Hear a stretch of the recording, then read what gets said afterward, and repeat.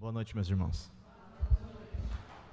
Graças e paz a todos, uma alegria estarmos aqui esta noite para adorarmos a Jesus. Quero convidar os irmãos a abrirem as suas Bíblias em Gênesis capítulo 12. Enquanto você encontra aí, nós louvamos a Deus porque Ele tem nos trazido aqui esta noite para ouvirmos a sua palavra, para meditarmos nas Escrituras, e isso é um grande privilégio. Poucas pessoas têm a noção correta a respeito desse momento aqui, momento de culto, momento de solenidade, em que o povo de Deus é convocado por Deus para estar na sua santa presença. Quando nós olhamos para a Escritura, nós vemos que Deus sempre agiu assim. Sempre reservou um dia em 7 para que o seu povo viesse adorá-lo.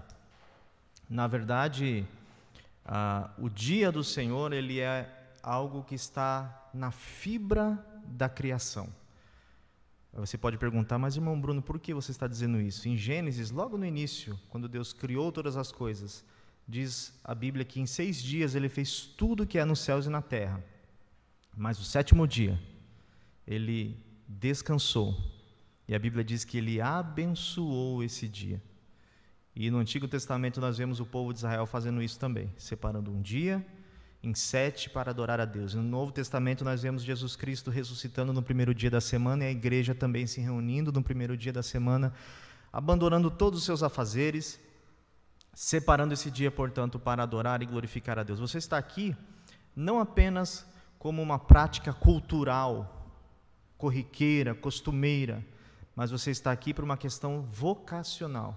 Deus nos vocacionou para servi-lo, para adorá-lo, e é por isso que nós estamos aqui essa noite. Você atendeu a santa convocação de Deus para ouvir a sua palavra e para glorificá-lo no culto solene. Amém? Gênesis capítulo 12, apenas os 4 primeiros versos. Os primeiros versos diz o seguinte: Ora, o Senhor disse a Abrão: Sai-te da tua terra e da tua parentela e da casa de teu pai para a terra que eu te mostrarei.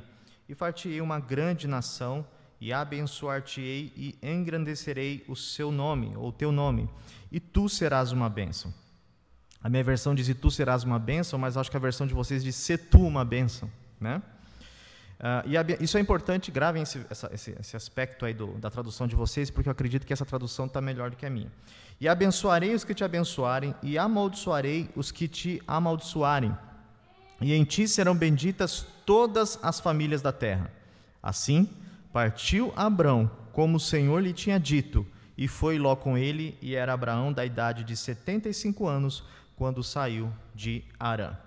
Senhor, nós te louvamos por estar aqui, nesta noite, na sua casa, e como nós já dissemos, Senhor, nós sabemos que isso é fruto da tua graça e fruto do teu chamado, da tua vocação para nós, e nós queremos obedecer com santa reverência, adorar e ouvir aquilo que o Senhor tem a nos dizer e a nos ensinar. Nós oramos assim porque sabemos que o Senhor é o nosso pastor, é o nosso mestre, é sempre o Senhor quem ensina o seu povo. Em nome de Jesus, fique conosco, Senhor. Amém. Irmãos, eu sou um grande admirador de filmes. Gosto muito de assistir filmes, né? Minha esposa já não gosta muito, mas eu sou uma pessoa que gosta muito de assistir filmes. E há um tempo atrás eu assisti um filme, na verdade era uma animação, mas não deixava de ser um longa-metragem, do Chamado de Moisés. O nome da animação, não sei se os irmãos já assistiram, mas era O Príncipe do Egito. É uma animação muito legal de assistir. E eu confesso para os irmãos que quando assisti aquele filme ou aquela animação, eu me emocionei bastante. Especialmente quando eles retrataram o chamado de Moisés na sarça ardente. Não sei se vocês lembram dessa cena, mas a cena é de fato emocionante, chocante. As cores, a trilha sonora, Deus envolvendo Moisés com sua voz tempestuosa, com um som como de um trovão, como de águas, e Moisés caindo prostrado diante da vocação divina, do chamado divino. Eu confesso que quando assisti aquilo, verteram lágrimas dos meus olhos, e eu chorei por ver Deus argumentando com Moisés dizendo que não era preparado, que não sabia falar, e Deus perguntando para ele: quem foi que fez a boca do mudo? Quem fez o ouvido do surdo, né? Dizendo para ele que ele tem autoridade sobre todas as coisas e que Moisés, portanto, não deveria temer, porque Deus é quem estava chamando ele para ser o grande libertador do Egito. Óbvio que nem todas as pessoas têm uma vocação ou um chamado dramático como o chamado de Moisés. Mas todos nós, em certo sentido, fomos chamados por Deus. E esse texto que nós lemos aqui é um texto que retrata exatamente a vocação e o chamado de Abraão para aquilo ou para o destino pelo qual Deus havia preparado para ele. Mas antes de nós tirarmos as lições práticas dessa passagem, deixe-me fazer aqui algumas considerações que são contextuais para os irmãos entenderem bem em que momento essa passagem aparece e por que ela está registrada aqui no livro de Gênesis, no capítulo 12 especialmente. Veja que até aqui, nessa passagem especialmente, termina o que nós chamamos de história primeva. Do capítulo 1 até o capítulo 11 de Gênesis, Deus, então, por intermédio de Moisés, está registrando toda a história da origem do universo. O homem é criado, nós vemos aqui, por exemplo, como Deus criou o mundo, a queda da humanidade. Vemos, inclusive, irmãos, preste atenção nisso, a promessa do Messias. Você pode perguntar: poxa, mas Jesus não é um personagem do Novo Testamento? Lá em Gênesis 3:15, Deus faz uma promessa, dizendo que da semente da mulher nasceria um que esmagaria a cabeça da serpente. Nós chamamos isso, os teólogos chamam isso de proto-evangelho, como se de fato já houvesse havia uma promessa messiânica, lá em Gênesis, no capítulo 3, após a queda do ser humano. Nós vemos como Deus preservou uma semente fiel durante toda a história, desde o princípio, aqueles que eram os portadores da verdadeira fé, do culto, da fidelidade a Deus. Exemplo disso nós temos Noé, como um homem que guardou a aliança, que foi fiel à aliança. Vemos o dilúvio, a Torre de Babel. Todas essas histórias são chamadas de histórias primevas. Por que eu falo isso? Porque tudo que foi dito de Gênesis 1 até Gênesis capítulo 11 estava preparando a cosmovisão, o pensamento do leitor a quem foi endereçado o livro de Gênesis para esse momento aqui que nós lemos em Gênesis capítulo 12. Gênesis foi escrito por Moisés para o povo de Israel que estava saindo do Egito. Então, havia uma preocupação em Moisés em preparar a identidade desse povo, para eles saberem a origem deles, de onde eles vieram, quem era o Deus que havia chamado Moisés no deserto para tirá-los do Egito e levar até a terra prometida. Então Moisés conta toda essa história para mostrar para eles especialmente a origem da nação judaica. E eu perguntei hoje na escola dominical para os jovens, quando a nação judaica começou? E eles, como são muito inteligentes, responderam: começou quando Deus chamou Abraão. Eu disse: parabéns. Quase dei um bombom para eles, não cheguei a dar um bombom, mas eu disse: parabéns, exatamente.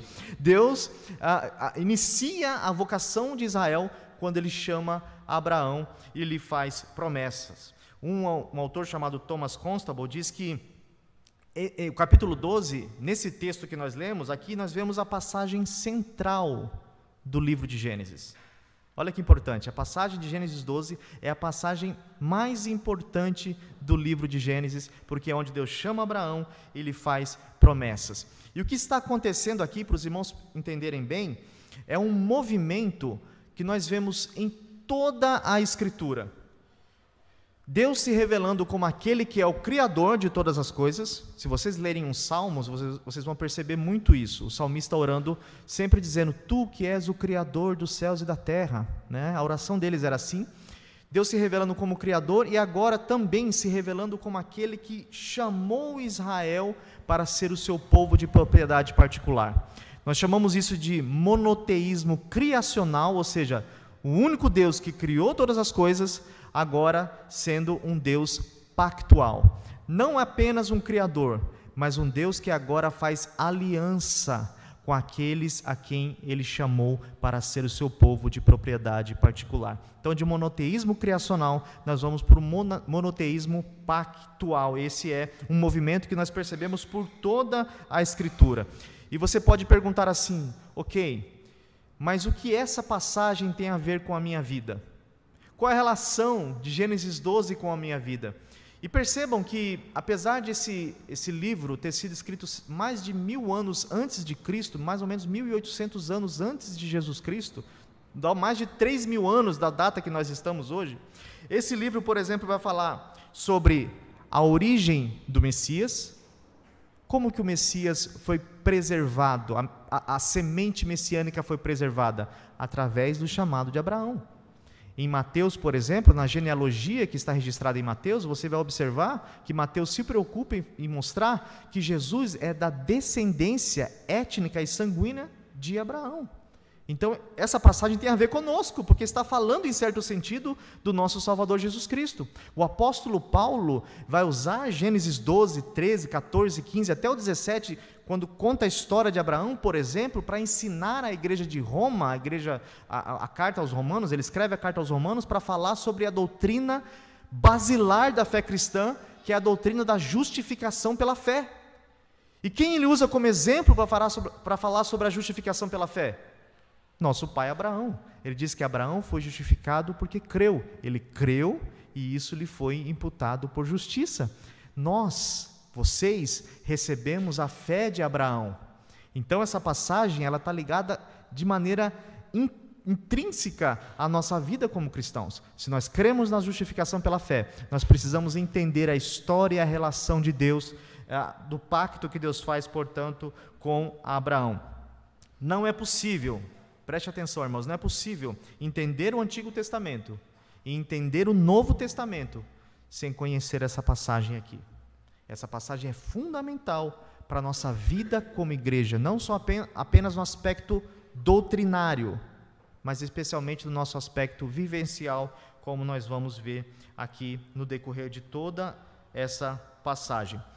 Deus, então, está querendo salvar o mundo através de um homem, através de uma família. Aqui nós já podemos fazer até uma aplicação para a gente. A família de Abraão era uma família perfeita? Óbvio que não. Era uma família cheia de defeitos, os descendentes de Abraão eram cheios de defeitos, mas Deus estava resolvendo o problema do mal no mundo, através deste homem e de seus descendentes, conservando assim a semente da promessa que viria até o nosso Salvador. Se nós estamos aqui hoje, a raiz de tudo isso, se nós estamos aqui hoje, nesse culto, nesse domingo, a raiz de tudo isso começa quando Deus chama Abraão e faz promessas, dizendo para ele: em ti serão benditas todas as nações da terra. Os que te abençoarem serão abençoados, e os que te amaldiçoarem serão amaldiçoados. Em que sentido que nós somos abençoados através de Abraão? Obviamente apontando aqui para o nosso Salvador Salvador Jesus Cristo. Nós vamos dividir essa passagem, irmãos, eu prometo que não vou demorar muito, mas nós vemos aqui, primeiro, o chamado de Deus envolve uma ruptura. Isso vai do verso 1 apenas o verso 1, na verdade. Deus dizendo para Abraão: sai da tua terra e da tua parentela e da casa do teu pai. Então a primeira lição que a gente aprende aqui é que o chamado de Deus envolve uma ruptura. Em segundo lugar, o chamado de Deus envolve uma promessa. Primeiro, Deus, quando chama alguém, essa pessoa precisa romper com algumas coisas. Segundo, quando Deus chama alguém, depois que essa pessoa rompe com algumas coisas que nós vamos ver aqui, Deus faz promessas a essa pessoa.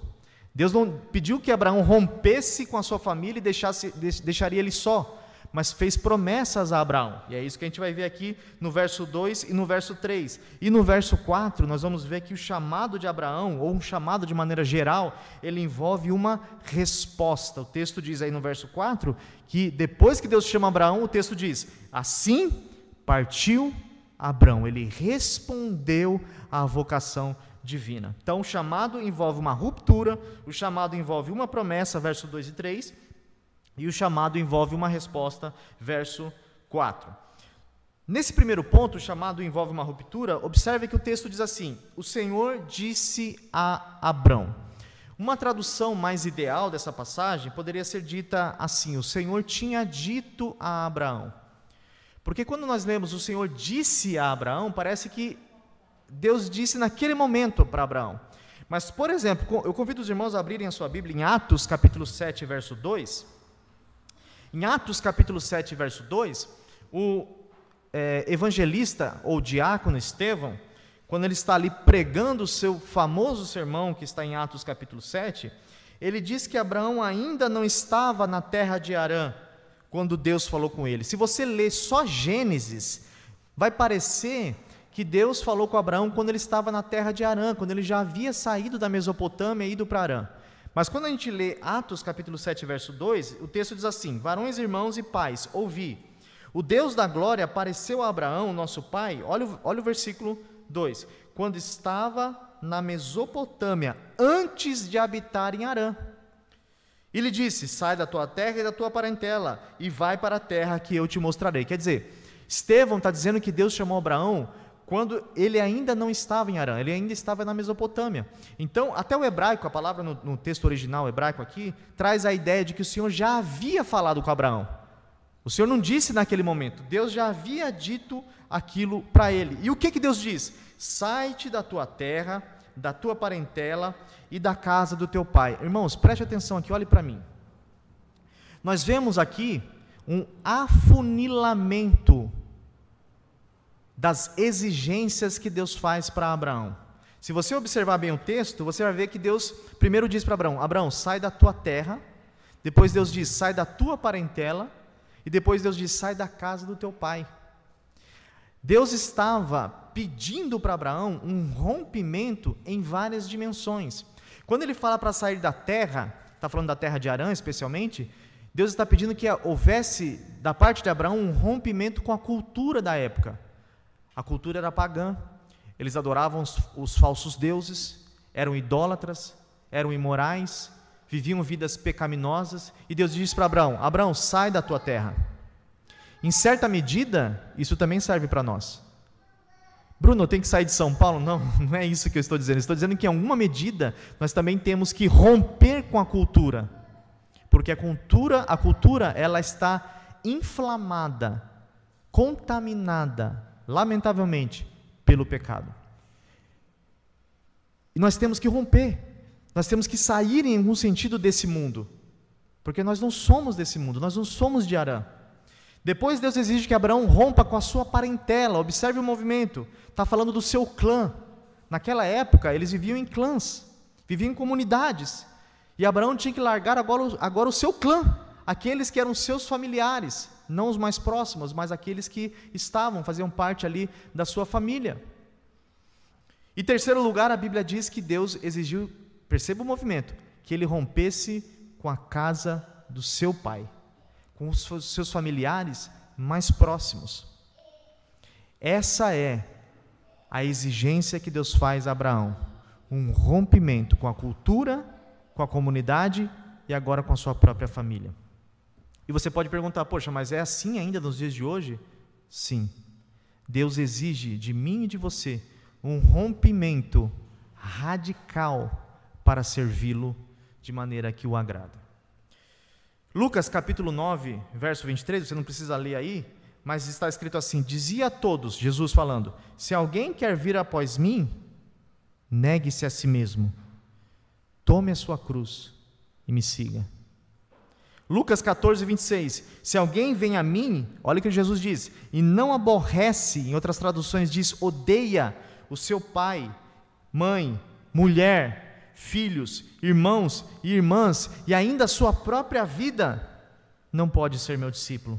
Mateus 16, 25, porque aquele que quiser salvar a sua vida, perdê-la-á, mas quem perder a sua vida por amor de mim, achá-la-á. Mateus 19, 21, disse-lhe Jesus, se queres ser perfeito, falando para o jovem rico, vai, vende todos os seus bens, dá aos pobres e terás um tesouro no céu, depois vem e me segue. Mateus 10, 37 a 39, quem ama seu pai ou a sua mãe mais do que a mim, não é digno de mim. Quem ama seu filho ou a sua filha mais do que a mim, não é digno de mim. E quem não toma a sua cruz e vem após mim, não é digno de mim. Quem acha a sua vida, perdê-la-á. E quem todavia perde a sua vida por minha causa, então achá-la-á. No Novo Testamento, Jesus nos ensina que há uma dimensão da nossa fé que exige de nós um rompimento radical. Jesus diz, o apóstolo Paulo diz em Filipenses 3 e 7, mas o que para mim era lucro, falando da sua herança judaica, o que para mim era lucro, eu considerei perda por causa de Cristo. Eu abandonei essas coisas para seguir a Jesus, para obedecer o meu chamado, para obedecer a minha vocação. E aqui, irmãos, eu quero que você grave isso. Deus não quer prioridade. Deus quer exclusividade. Deus não quer prioridade, Ele quer exclusividade. Prioridade é quando Deus é o nosso Deus dentre um panteão de deuses que nós temos no coração. Às vezes é o dinheiro, a família, os bens, os tesouros dessa terra, nossos sonhos, nossos desejos, nossas paixões. E aí colocamos Deus em primeiro lugar, como se houvesse uma hierarquia no nosso relacionamento com Deus. Deus não quer hierarquia. Ele quer ser tudo na sua vida. As exigências que Deus faz para nós, não é que nós abandonemos algumas coisas, mas Deus quer que nós abandonemos tudo por amor a Ele. Percebam, não estou dizendo para você vender a sua casa, o seu carro, nada disso. Eu estou dizendo que isso não deve ocupar lugar no seu coração, ao ponto de, se Deus vier a exigir isso de você, você consiga largar. E as exigências que Deus faz a Abraão não se resumem ao passado. Veja que quando Deus chama Abraão, Ele diz o seguinte, irmãos: você vai largar tudo. E Abraão pergunta: ok, mas para onde eu vou? O texto diz para onde Abraão iria? Deus diz para Abraão: Abraão, você vai seguir aqui, vira um GPS, né, divino, eu vou orientar você, você vai virar aqui, depois vira a primeira direita, a primeira esquerda, eu vou levar você a uma terra prometida, maravilhosa, que emana leite, mas o texto não diz nada disso. O texto diz: para a terra que eu ainda te mostrarei. Veja, irmãos, eu não sei se os irmãos estão entendendo isso, mas veja o nível da fé e da obediência de Abraão. Largue tudo para nada. Largue tudo que você tem para aquilo que eu nem vou te dizer ainda. Vocês percebem isso? O movimento de ruptura não é um movimento de ruptura apenas com o passado, ou seja, com aquilo que ele deixou para trás, ou deveria deixar para trás. Mas era um movimento de ruptura também com o futuro, com aquilo que Abraão desejava e esperava. Você percebe isso? Ou seja, Deus exige de nós um rompimento com aquilo que nós temos e um rompimento também com aquilo que nós desejamos com o futuro. Deus não quer que você abandone apenas o passado. Deus quer que você abandone também a ansiedade com o futuro. A sua vida deve estar absolutamente no controle da mão daquele que fez os céus e a terra. Irmãos, Deus quer tudo. Tudo que você tem. Os seus filhos, o seu dinheiro, a sua casa. Minha casa vive cheia de gente. E às vezes me perguntam: você não incomoda com isso? Já me perguntaram: você não se incomoda com a casa cheia de gente? Você não consegue descansar, não consegue preparar suas coisas, seus sermões, seus estudos e tal? Eu falo assim: a casa não é minha. Como é que eu vou exigir uma coisa que não é minha? Esses dias um irmão falou comigo, talvez ele até esteja assistindo pela internet, ele falou comigo, eu o aconselhei, ele estava passando por algumas dificuldades, eu o aconselhei e ele disse assim para mim: irmão Bruno, obrigado pelo seu tempo. Eu disse: não é meu. O tempo não é meu. Deus me deu o tempo. Os meus dias estão contados. Estão todos no livro de Deus. Ele sabe todos os meus dias. O tempo não é meu. Não administre o tempo, o dinheiro, as coisas que Deus te deu como se fossem suas. Rompa com isso. Porque se Deus exigir, você não vai sofrer. Porque quem tem Cristo tem tudo. Quem tem Deus, tem tudo. Então rompa. Deus está dizendo para nós essa noite: eu quero tudo de você. Tudo. Os irmãos conhecem a história de Abraão, mais adiante Deus vai exigir dele, inclusive, o seu próprio filho. E ele oferece a Deus. Então Deus está nos ensinando que nós devemos romper com tudo. Em segundo lugar, o chamado envolve uma promessa. Está no verso 2 e o verso 3. E far-te-ei uma grande nação, e abençoar-te-ei, engrandecerei o seu nome, tu serás seja uma bênção, né? e abençoarei os que te abençoarem, e amaldiçoarei os que te amaldiçoarem. Perceba que são dois imperativos que nós temos aí, duas ordens. A primeira ordem é sair da terra, olha aí para o texto na sua Bíblia, sair da terra e ser uma bênção. Abraão tinha duas ordens aí, primeiro ele tinha que sair da terra, e a segunda ordem era ser uma bênção. Cada ordem dessa, perceba a estrutura do texto, ela está acompanhada de 3 promessas. Sair da terra, Deus promete para ele, vou fazer de você uma grande nação, você vai ser abençoado e vai ter o seu nome engrandecido. Depois, se ele obedecesse a ordem de ser uma bênção, Deus abençoaria aqueles que abençoassem Abraão e amaldiçoaria aqueles que amaldiçoassem Abraão e também faria dele uma bênção para todas as nações da terra.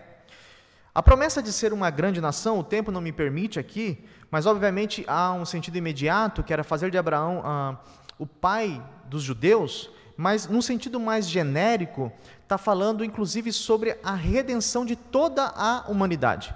Porque o apóstolo Paulo vai usar Abraão em Gálatas, dizendo que nós somos de fato descendentes de Abraão. Não segundo o sangue, mas por causa da promessa. Por que Paulo faz esse movimento? Porque Abraão teve 2 filhos, Isaque e Ismael. Então, a promessa de ser herdeiro das bênçãos que Deus deu a Abraão não se limitava apenas à questão sanguínea ou étnica, porque se fosse assim, os descendentes de Ismael também seriam herdeiros das promessas que Deus havia feito a ele. E todos nós sabemos que a promessa, então, o próprio Deus diz isso, né? Paulo usa isso em Romanos, falando que a promessa verdadeira vem por intermédio de Sara e Isaque, e não dos descendentes apenas sanguíneos de Abraão. Isso significa dizer que, em certo sentido, essa promessa envolve a redenção de toda a humanidade. Fazer uma grande nação é porque Deus nos fez, seu povo, propriedade particular, pertencentes a Ele. É isso que o texto diz, Pedro usa isso no Novo Testamento. Ser abençoado aqui também tem um sentido imediato. Abraão se tornou um homem muito rico, né? Ele teve filhos depois de velho.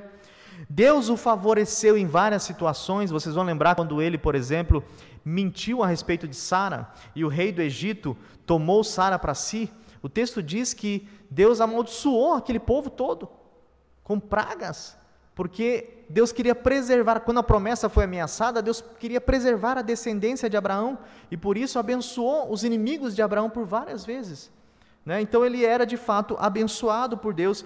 E também a promessa diz que ele teria o nome engrandecido. Irmãos, Abraão ficou muito famoso. Nós estamos falando dele aqui.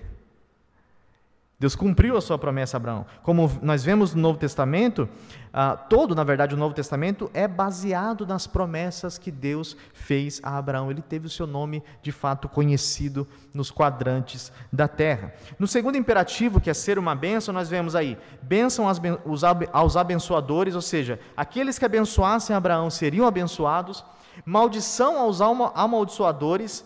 E veja, irmãos, os seus irmãos vão lembrar-se de Balaão, em Números capítulo 22, quando Balaão tentou amaldiçoar Israel. Eu acho essa passagem muito engraçada, é até um pouco de... Você percebe um tom de paródia naquela passagem.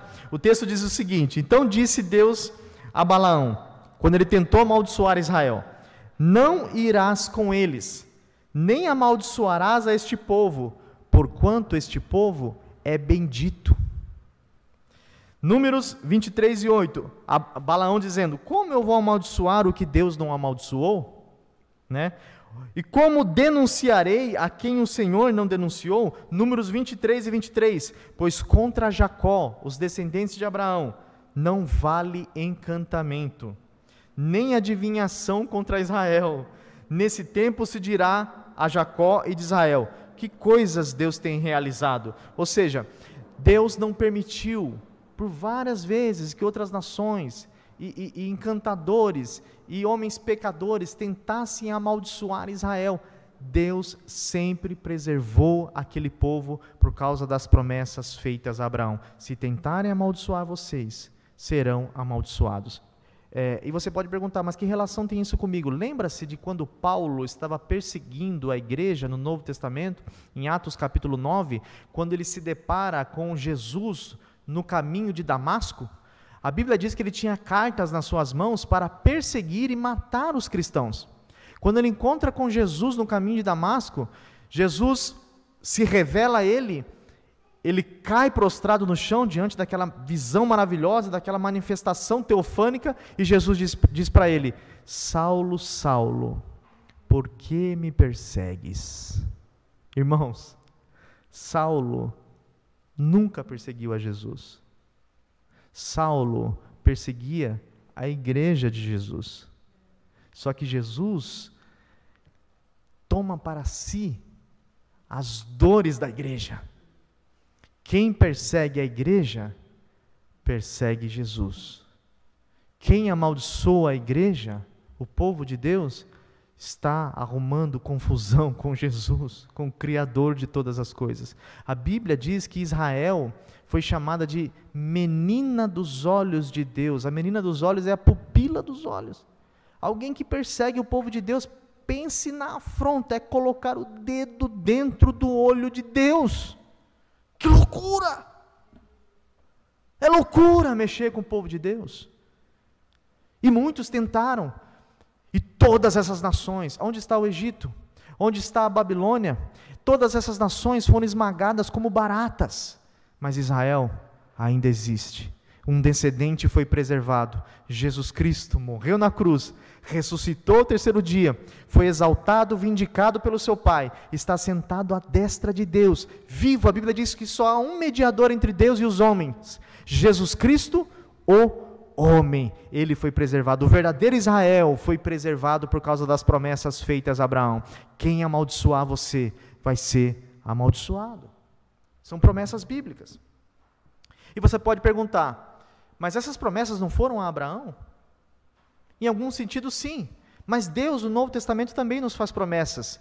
E promessas que fariam você chorar aqui essa noite.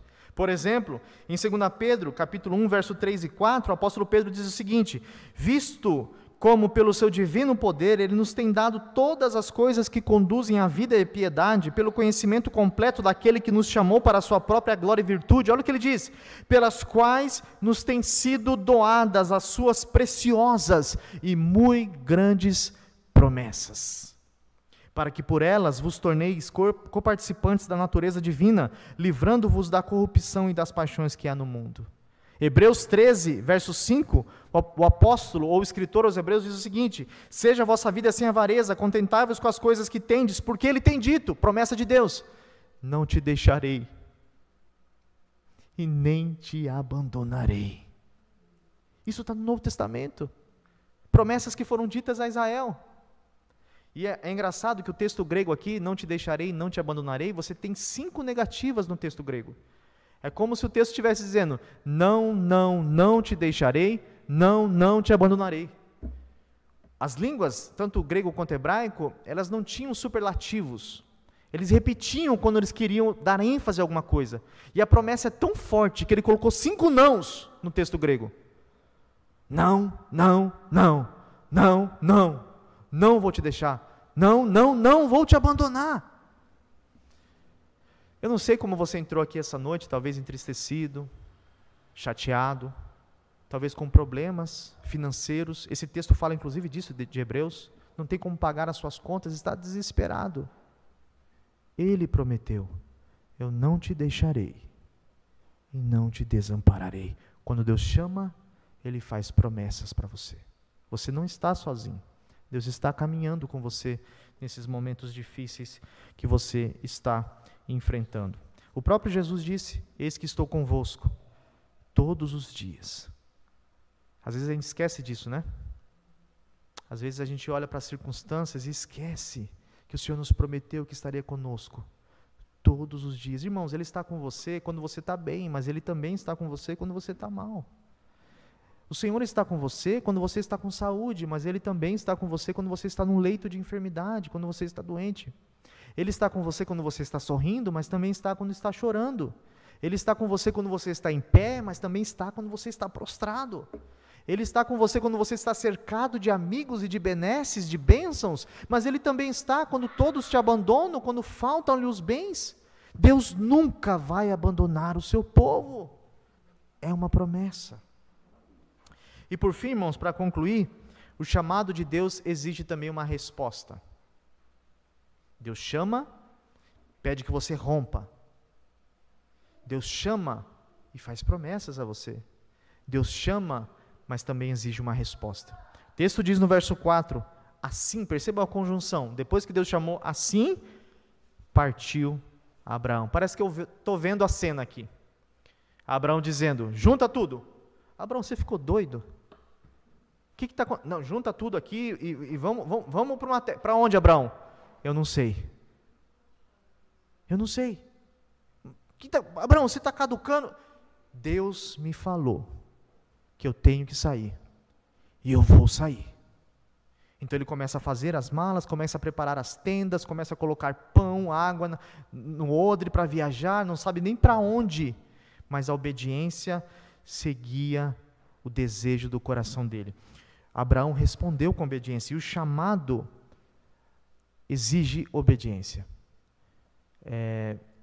A aliança com Deus de Abraão é vista por muitos teólogos como uma aliança incondicional, ou seja, Deus faz promessas a Abraão e não exige nada em troca. Mas, em algum sentido, a aliança, ela tem uma certa condicionalidade. Na nova aliança é assim também. Deus, apesar de ser o grande mediador desse pacto, dessa aliança, ele tem expectativas de resposta do seu povo. Veja, Jesus já fez tudo por você. Ele já morreu na cruz, você já está justificado. Mas isso não significa que Deus não tenha expectativas de que você o obedeça em todos os aspectos da sua vida. A graça não é uma justificativa para o pecado, mas a graça é o poder para não pecarmos e sermos obedientes. Então, o fato de Deus ter feito tudo e ter chamado Abraão e feito promessas não era uma isenção da obediência de Abraão. O próprio Jesus disse em Lucas capítulo 13, verso 24, esforçai-vos para entrar pela porta estreita, porque largo é o caminho da perdição. A palavra esforçai-vos ali, irmãos, no original, no texto grego, é agonizomai, a palavra que nós falamos no português para agonia. Esforçai-vos para entrar pela porta estreita é agonize, dê todas as suas forças para obedecer ao seu Deus.